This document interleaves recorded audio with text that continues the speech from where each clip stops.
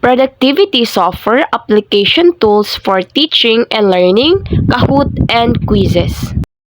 Kahoot allows students to compete against each other individually or terms to demonstrate and reflect upon their content understanding.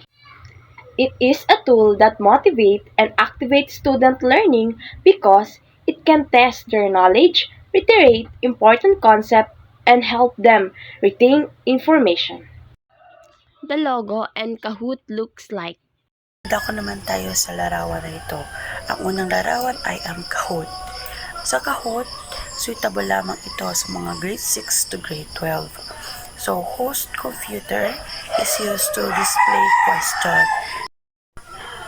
So, sa player's devices naman, pinapakita lamang dito yung mga clickable buttons. Example.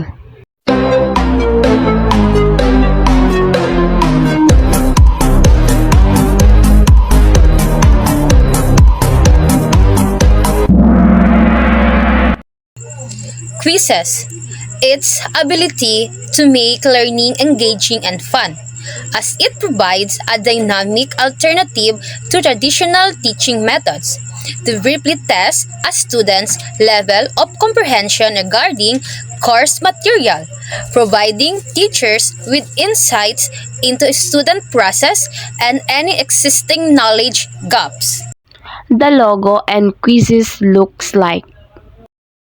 So ngayon, dako naman tayo sa pangalawang larawan. Ito ang quizzes. So kung ang Kahoot ay suitable sa grade 6 to grade 12, ang quizzes naman ay suitable siya sa grade 3 to grade 12. So sa host computer is used to monitor real-time result. Sa players naman, sa players devices, pinapakita dito yung mga tanong at yung clickable answer options. For example,